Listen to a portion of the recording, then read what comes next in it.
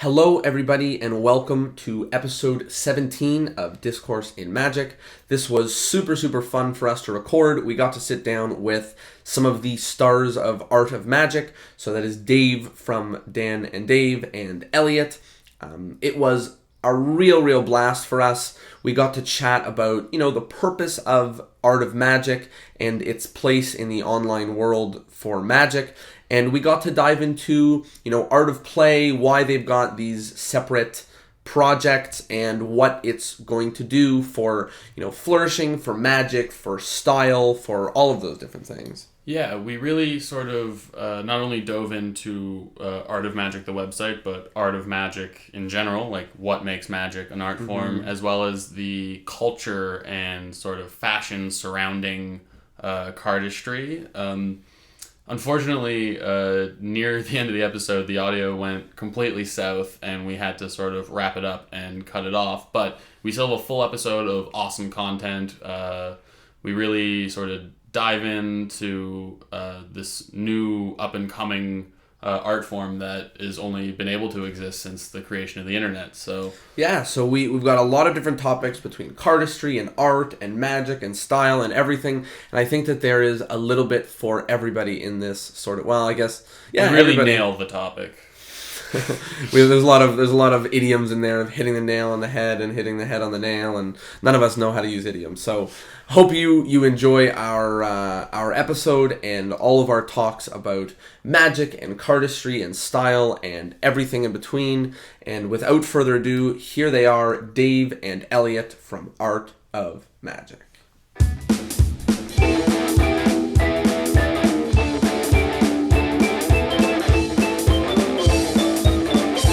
Hello and welcome to Discourse in Magic. My name is Tyler. My name is Jonah. And we are here with our good friends Dave and Elliott from Art of Magic. How you guys doing? We're great. Thank you so much for having us on. Doing well, thank you. We are ecstatic to have you guys on, and we are very excited about the launch of Art of Magic. I know that it's been a little while now, but when it came out, we were both completely obsessed with how beautiful it looks and, what it's doing for Magic, and it really feels like we are entering into a new era of Magic. So I'm ecstatic to get into that shortly. But first, as usual, we'd like to know, how did you both get into Magic, and how did, this Art of Magic thing come together? I'll be quick, only because I've answered this, and it's very out there. I was inspired by David Copperfield as a boy. I loved watching his television specials and wanted to be an illusionist, and that's what set me off. It was only a couple years later that David Blaine hit the scene, and that completely changed my world. And ever since, I've strictly been interested in card magic and close-up magic and sleight of hand. And people named David. Well, he is closer to those than we are, since his name is also David. So. And what about you, Elliott? How did you get into Magic? I got started when I was a kid, just like everybody else, and that's what everybody always is, just like everybody else. But I got into some color changes through YouTube. I was actually learning how to speed solve a Rubik's Cube, and I got pretty good. And Magic is tangential to the puzzle world, and so I kind of fell into Magic, and I met a magician who I showed him something, and he said, "That's pretty good. Next time I see you, I want you to really fool me." And so I dove into it, and I really haven't looked back. That's actually really funny, because we are both cubers. How long? What's your quickest time like? I think using the traditional beginner's method, my fastest time I ever recorded was 36 seconds. Ugh, you beat me by 1. I got 37 seconds as my best. Oh, man. That David Copperfield thing reminds me, when I got into Magic, I would just watch David Copperfield Grandfather Ace's VHS tape over and over again, and I would mirror him. And that's actually why I do Magic left-handed, because I just used to mirror David Copperfield. But, I mean, no magic happened in my hands. I was just going through the motions. But that's why I do Magic backwards, because I spent my time mirroring him.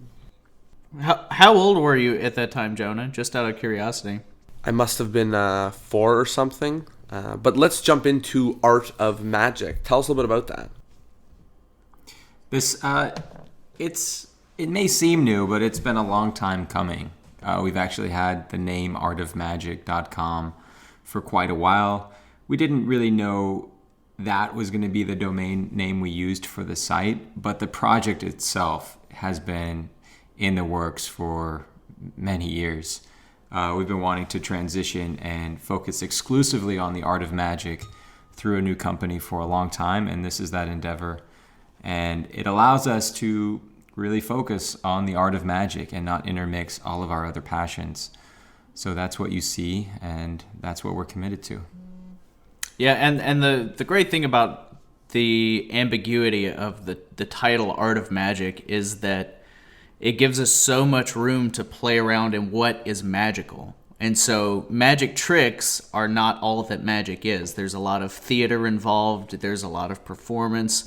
You know, the laughter that you get from a joke can be considered magical, the way that you influence your audience to feel. All of that stuff is magical. So while it's starting with magic tricks and it's sort of branching out of what the old Dan and Dave was, it has huge implications for, you know, when we're moving forward to do more things that are outside of the realm of illusions.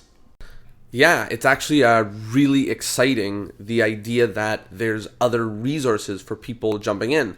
I know that when I was a kid, like, all there was maybe, or all I knew was like maybe a VHS tape or something that came on TV, or, you know, I would find things on YouTube, and that's obviously not the best way to start out. And now there's like a resource and multiple resources and things like Art of Magic that we can point people in the direction to start getting involved. Yeah, we hope to provide a path for people. And go ahead, while it may not be the only path, it is certainly a good one. Yeah, that's exactly what I was going to say, is like you're providing a different sort of pathway to magic, because when I first started, and when a lot of people first start, they just go into the magic store, they get fooled, and then they buy The Secret, and they see magic as this weird game where they're just buying The Secret. But now you've provided a place for people to see magic as an art form, which didn't happen for me until I had, you know, met other magicians and had deep philosophical discussions and things like that. Yeah, what we hope for is that as people who are new magicians come to the site and find us, that we provide a place for them to sort of get a jump start on understanding what's good about magic.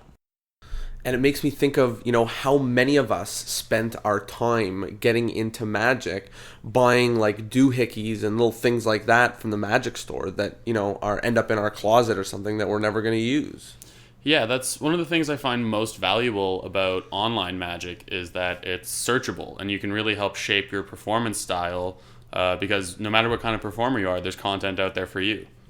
Sure, and that's something that we are very interested in pursuing, is the idea that, like, you don't just buy a trick that you don't know how it's done. You're more interested sooner in finding material that fits you. So we do offer a wide array of material, but it's in the effort to provide you options so that you can find out who you are as a performer. Yeah, for me anyway, I really want the process to be about discovery. That was my draw to cardistry. That's one of the things I love cardistry for, and that gives people, is that it's not restricted to any sleight of hand technique or rules or routines. There doesn't have to be structure. It allows you complete creative freedom to express yourself and the art in any way you want. And that's ultimately, I think, what we want to do with the Art of Magic. There's, of course, the videos, but there's also the podcast. There's our Instagram.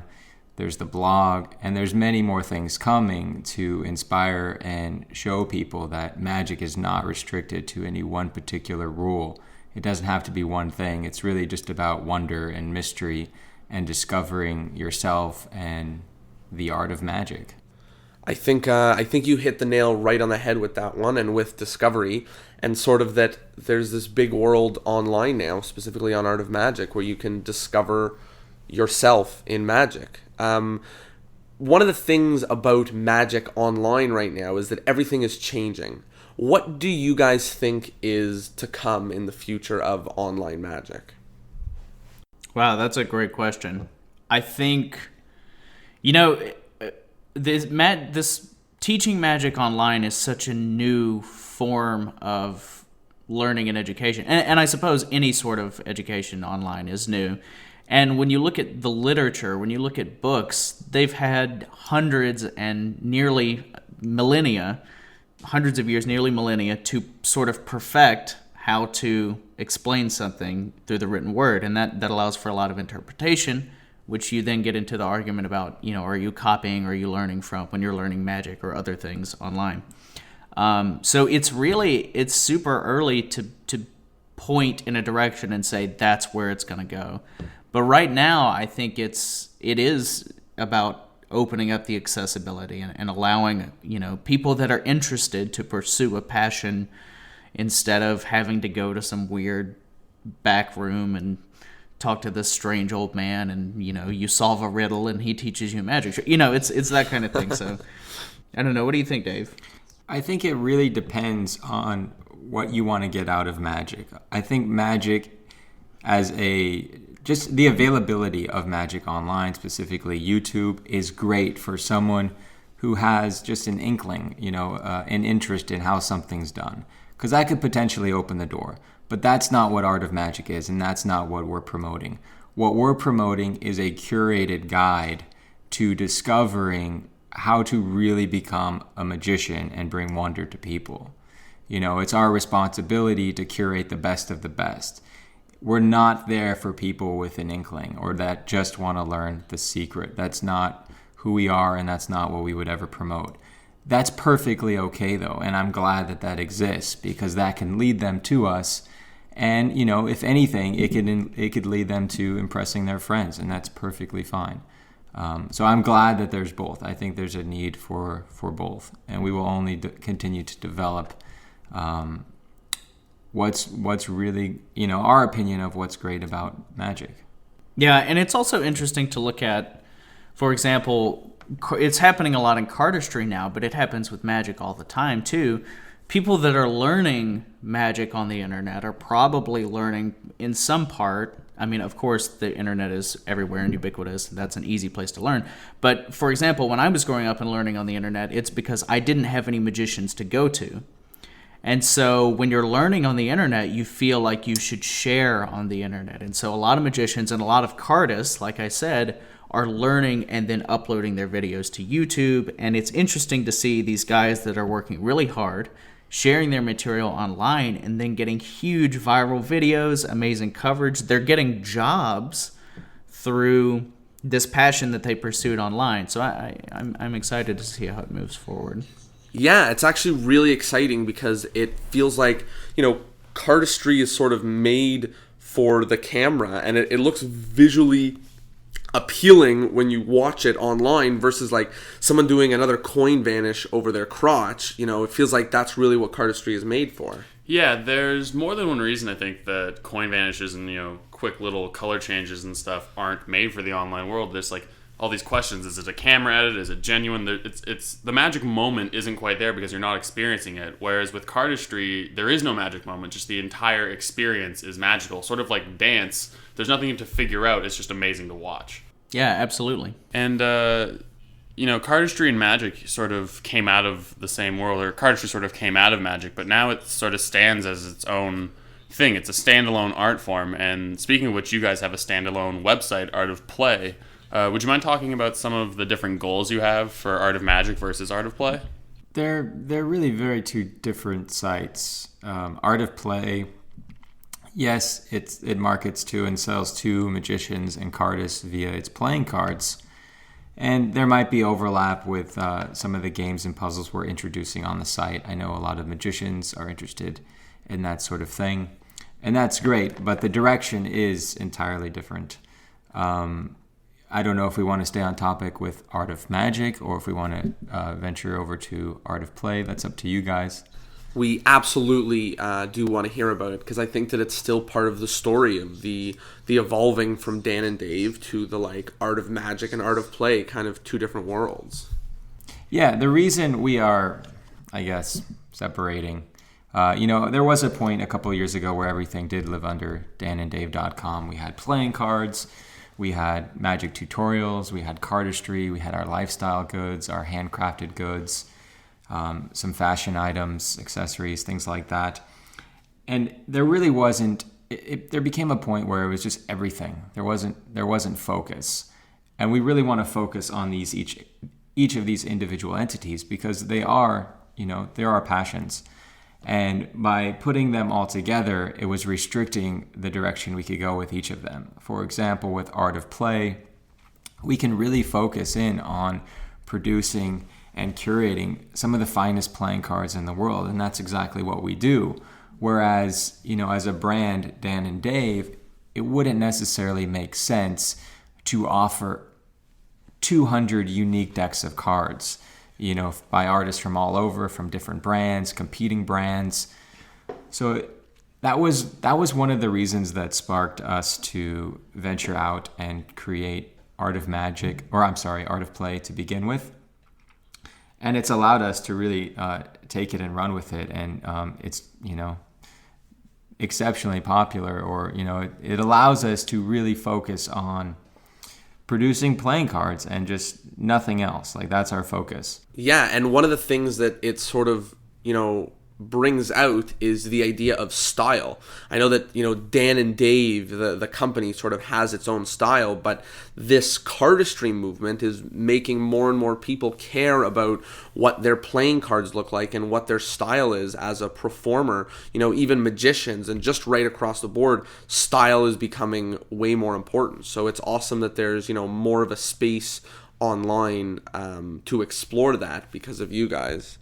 Yeah, absolutely. That's something that I specifically am very passionate about, and that is more focusing on sort of, for me, the art of magic, and it's going to get confusing the bandying about of those terms, but when you're focused on the entire experience for your audience, that's how art is created. Whether you're a painter or a sculptor or a performance artist of some kind, if the more that you focus on the experience that you're presenting, the more powerful whatever you're going to do is going to be. So the better dressed you are for the context of your performance, how appropriate everything is for what you're doing, it's just going to amplify the effect that your magic has, because that's one less thing that people have to worry about. People aren't looking at your ugly card tie and going, oh, that's not very pleasing. Oh, let me focus on this magic trick he's doing now. But if people can see you and they accept that as that guy knows what he's doing, then they're automatically in the realm of accepting whatever you're about to perform. If they feel confident in who you are as a performer before you've even done anything, you're already ahead of the game. Yeah, I mean, when you think of, or at least when I think of a magician, I always pictured someone with sort of an elegance and a classy sort of confidence and suaveness to them. They have a carriage. They have an aura of confidence. Generally, I mean, of course there are exceptions, but there is sort of an energy that pulsates from a performer that I think if you can tap into that and understand why your energy, and not in a new agey way, but I just mean how people perceive you. If you can tap into that and you can adjust that and kind of tweak it and turn the dials so that it better fits who you are, then you're basically cheating. You're becoming a better performer without practicing technique, Technique is such a small part of it. I mean, well, it's a huge part of it, but that's one of the reasons why we started this podcast, was we wanted to focus on everything but technique, because that's such a huge part of this art. Yeah. How do you guys feel about, the change in style from magicians, specifically in card magic? It feels like everyone used to sort of have like bikes or bees or whatever, and now it's sort of opening up to this bigger world of playing cards. How do you feel? Do you think that's affecting it? Do you think that's really happening? Or are people still sticking with what they used to know? I don't personally see it catching on to magicians that actually perform for a living. I'm not sure why. The reasoning I hear common is, laymen aren't familiar with a custom deck of cards. I don't know how true that is. I'm sure they know more than I do what their audience assumes and expects. I don't know that needs to be, though. I don't think that should be a consideration. I think, like what Elliott was talking about, everything needs to be considered, and that includes your props. What do your props look like? So I hope that it does reach a point where it is embraced by, some of the top performers in Magic. But for the youth in Magic, and particularly for cardists and just, young magicians interested in moves and performing on YouTube, they have really embraced it. And it really shows, their aesthetic, their style, what they're into, and it also caters to the type of magic they're doing, or the type of video they're making, or the type of flourish they're doing. So you can go in any direction with it. It all, it inspires. The playing cards inspires what you do, and vice versa. And I agree with Dave. The thing that I hear the most from workers is, like he said, lay people aren't familiar with a deck of cards that isn't a bicycle deck. And I'm not a worker. I'm not a professional performer in any sort of way.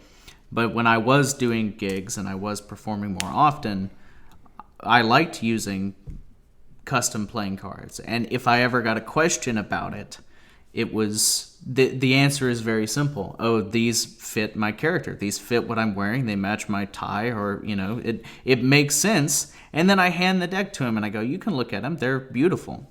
I would love for you to look at them and appreciate them. And that, to me, in my mind, that totally eliminates any form of suspicion. You're giving them an honest, earnest answer, and it shows that you thought about it. But I think the biggest barrier now for professional magicians and workers is not necessarily, lay people, blah, blah, blah. I think the biggest barrier is that custom playing cards are more expensive. You can't go to Costco and buy a brick of, smoke and mirrors for $4 or whatever it is. Yeah, that's actually a good point, especially the people who are like going through tons every night when they're working. They're going through 2 decks a night, 6 nights a week. They don't want to screw around. Yeah. So you said that sort of the customized cards hasn't really caught on with magicians, but what's really exciting is that it's caught on, with some of the rest of the world at places like Fancy, which is really exciting because that's an app where, regular people, not cardists, not magicians, not anything like that, are stumbling upon it. And I think that they're getting into the world of like beautiful and well-designed playing cards. Yeah, we've been very fortunate to be in, GQ's gift guides, Wired's gift guides. We've been in different publications, and people they gravitate towards, interesting designs and things that are mindfully created and made. And, I don't want to sound pretentious, but it feels kind of like a renaissance in America where people are, even average consumers are being more cognizant of how what they're buying is made and how it looks and how that fits into their life. And so, we're just part of that process. And so people are finding our products and they're interested in them. Dave looked like he was going to say something, and then he just nodded. Yeah, well, we were chatting with Lee Asher about that back in his episode. And yeah, it's just really exciting that regular people can find things like playing cards that suit who they are and that suit them in any specific way. I just think that's really exciting that it's, making its way to regular people. There's a proliferation. Yeah, I have a friend who collects playing cards, and he's not a magician, he's not a cardist, he doesn't like to do anything with his hands really, he just loves unique designs, and he has some of the most exclusive decks that I've seen in person of all the many collectors that I know. And he has no interest at all in doing anything with the cards, just having them, because really you can collect anything nowadays. Mm-hmm. Yeah, and it's also interesting now that in society it's cool, it's trendy to be part of some sort of counterculture, and so if you can find anything that speaks to your persona or your counterculture or whatever it is that you're into, whether that be hipster or whatever. Hipster is the one that comes to my mind because I'm in California. But if you can find something that speaks to that and it's just one more little quirky accessory that you can have that expresses who you are as a person and showcases your personality, people are all about it and they're all for it. And we luckily and also just intrinsically understood that if we can provide a platform for anybody to come to it, and feel comfortable there, and also find interesting and different things and provide a big variety and a breadth of range, which is probably redundant, then people are going to be interested, and they could feel comfortable and find something and become fans. Yeah, it's interesting that you mention counterculture, because I definitely do see some sort of a rebellious attitude in the style that I see online. Like, there's a very similar sort of fashion and a very similar sort of music being used in these videos, and it all has this sort of rebellious energy to it. Do you feel like there is an overarching sort of culture that defines cardists?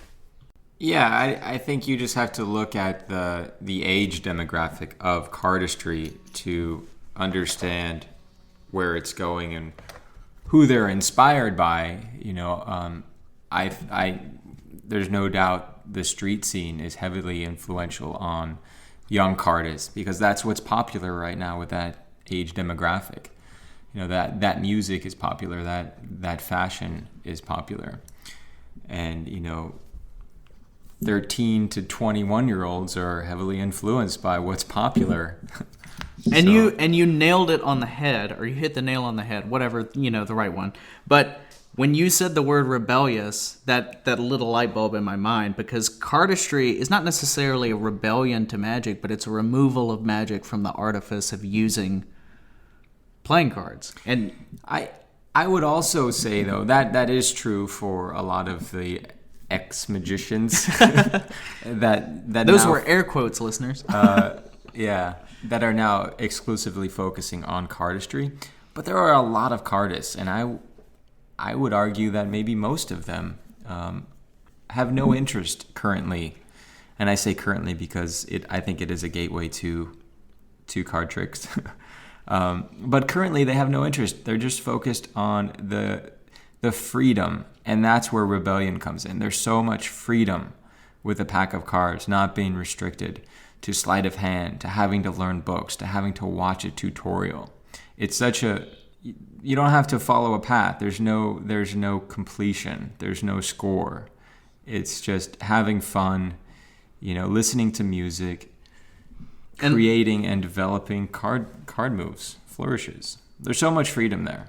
And like Dave said, it's influenced by sort of the street style movement, which again is not necessarily a rebellion, but it's a counterpoint to the more conservative suit and tie kind of thing. Let's be comfortable. Let's wear streetwear. Let's play music that is offensive to old timers. Stuff like that. It's just young. It's just hip. It's just full of vitality. It reminds me of Step Up to the Streets. Or any one of those dance movies where people rise from the bottom and use dancing to fight their way to the top of society. Yeah, exactly. It's very much like the breakdancing movement that happened in the 90s and 2000s, or whenever the breakdancing movement happened. Style wise, everything wise. It can be, and a lot of it is, but some of it is very elegant, and it's interesting. Even though cardistry is such a young movement, a young art form, you already have these delineations that are forming that sort of show the range of character. Yeah, absolutely. I mean, I see myself scrolling past things on YouTube or Facebook that cardists are doing that just knocks me off my socks, and it's nothing that I've ever seen before. And it seems like that kind of thing happens almost daily, because we're in such this revolutionary time in the field. Yeah, absolutely. It's very exciting, and Dave was mentioning last night that when he's around sort of the younger cardists, he doesn't even take his cards out anymore. No, it's true. It's just it's a whole new level, I love to just sit back and appreciate it. I have, I'll be honest, I have no desire to learn the new stuff. I'm very comfortable with what I created and what I like to practice. I enjoy practicing the old stuff and, working on impossible things that might take me the next 30 years. And that's what makes me happy. But other than that, I love watching these young cardists. And there's cardists my age that are still very active in creating, and that's awesome. And I love seeing them create and their videos, and I'm so looking forward to CardistryCon in less than 2 weeks, and just being around that community. There's so much creative energy and passion that you cannot help but be inspired. It's interesting that you consider yourself to be an old timer in the cardistry world, because it's still so new to me. It's just really getting off of its feet. Well, when an art form is advancing at such an exponential rate, I am in a way technically an old timer. Yeah, you were the ones who introduced me to flourishing before flourishing was called cardistry, and it was through the trilogy, and I'd never seen anything like it before. And it was like new for its time. Yeah, and I just sat at home watching it over and over, and it's just taking on this new shape, and it's growing into this whole new thing, and people are doing stuff that I could never even imagine was going to be happening with playing cards. Yeah, it's taking on a whole new thing. It's very exciting. Yeah, and now that it's an art of its own, I think for a while it was just considered a subclass or subgenre of Magic, and that was fine. A lot of it did come from Magic books, so it was appropriate. But now that it is an art form of its own, you're starting to see subclasses of cardistry. You have the isolations, you have the card destroy, which is just that stuff is incredible. Like absolutely bonkers. Yeah, I love it. Yeah, I really appreciate watching it now, but I don't really perform it, and I think one of the reasons for that is because when flourishing first started, I was first starting into Magic, and there was this huge backlash in the community saying, don't learn flourishes, you're never going to perform them, they're not practical, there's what is Magic about them? It's like a display of skill or something. Yeah, it's gonna detract from or subtract from your Magic sort of organicness. It'll make it look like you just are really, really good with cards. Well, that was never what it was about for people interested in it. The people who said that's what it was about to them. But no cardist I know of ever took that to heart or even considered it. Cardistry, in my mind, and I don't consider myself a cardist, but I feel like I have observed this, is cardistry is about self-expression, especially for the creators.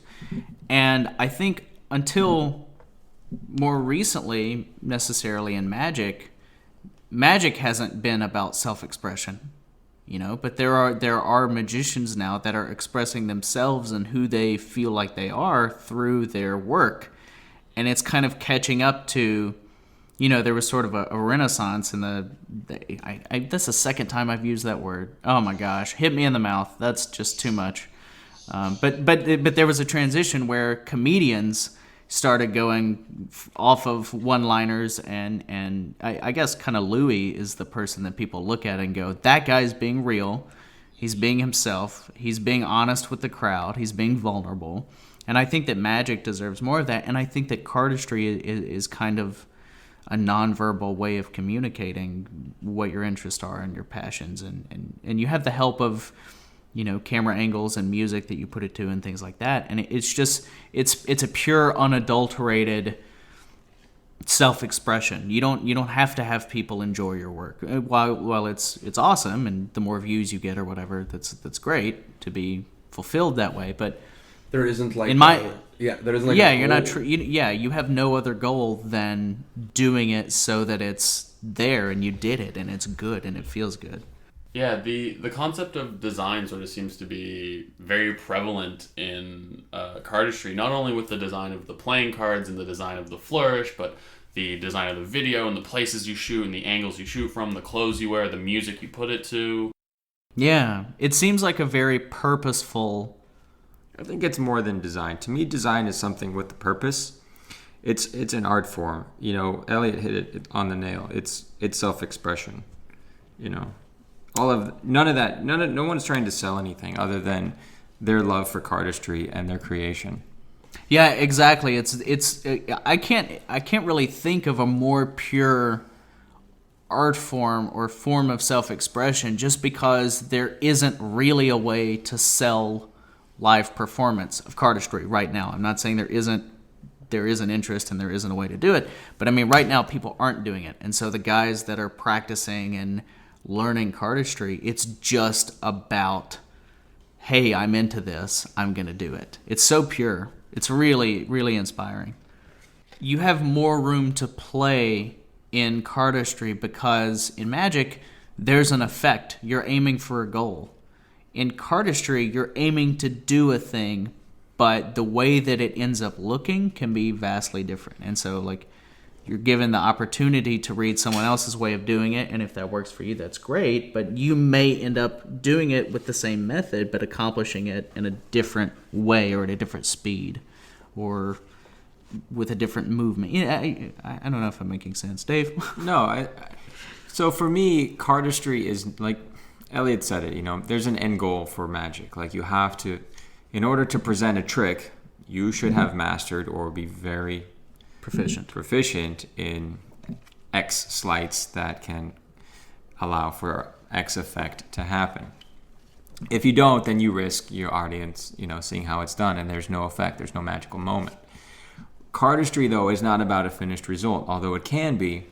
It's the entire process. It's everything from discovering how to hold a deck of cards to how to manipulate that deck of cards and how to create a new flourish. And everything in between, to me, is cardistry.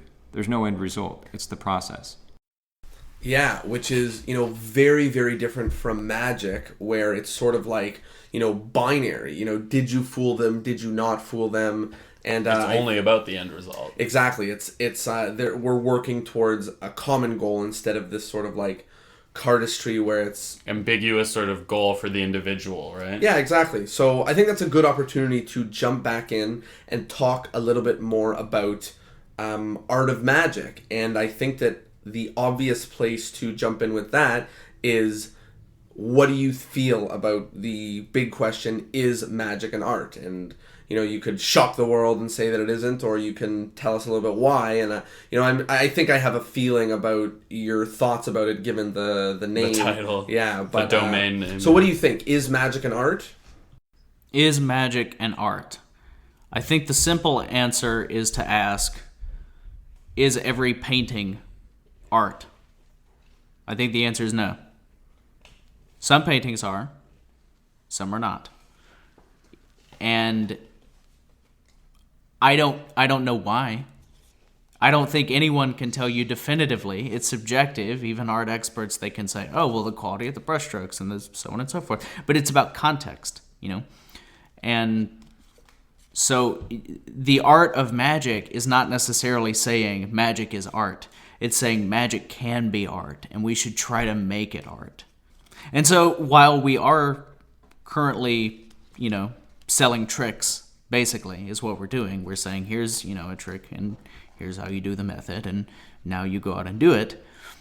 We're supplementing that paid content with free content through the blog and through the podcast that isn't about methodology. It's about the philosophy of it and how you can take your tricks and your methods and make those into a story or into real magic. Yeah, speaking of all the different ways in which you supplement, like the blog and the podcast, that's your main focus, is the podcast. So how did you get involved with Dan and Dave and the project, which is Art of Magic? Well, I started working with Dan and Dave several years ago, and when we were formulating Art of Magic, they were thinking about it long before I was a part of the team, but when it came time to decide, okay, we're going to split everything up and make this a real deal, I had started listening to another podcast by my favorite comedian. His name's Pete Holmes, and the podcast is You Made It Weird, and you should listen to it because it's life-changing. And it changed my life, and it was something that I listened to every day, and sometimes 2 episodes a day. And that's a lot of time to spend with somebody. And it really influenced how I looked at my own life, and it influenced how I looked at magic in general, because there are a lot of parallels between comedy, he's a comedian, and magic. And so when Dan and Dave and myself started talking about what Art of Magic was going to be and what it was going to stand for and what we were going to do with it, I had an itch to do a podcast similar to the one I had been listening to, but not about comedy, about magic. And it's just having people on and talking abstractly and philosophically and anecdotally about why they like magic and what's cool about it and what makes it art for them and how they approach character creation and all the, there's no set format. It's just let's just talk about our lives, and magic is an enormous part of that. Yeah, I like that you say let's talk about our lives, and you mentioned the idea of getting to know the person who you're listening to, because that's something you totally feel when you put those headphones on. I mean, you're still sitting there in your room, but you're part of the conversation. Like you said, 2 episodes a day, that's 2 hours of your day every day. That's a long time to spend with somebody, and you really feel like you are there with him or them. Yeah, participating. You get to know those people. It's so intimate. It's lovely. Yeah, and that's something that the magic community has really been missing, or not missing, but it's not as prevalent in our world, which is one of the reasons why we wanted to make this podcast. Especially online. Exactly, because, we really want people to feel like they have a community in some place where they can be a part of something. Mm-hmm. And this is kind of tangential to, I'm straying off topic a little bit, but I think you'll appreciate where I'm going. Dan and Dave and myself think a lot about crediting and the idea of crediting in the magic community.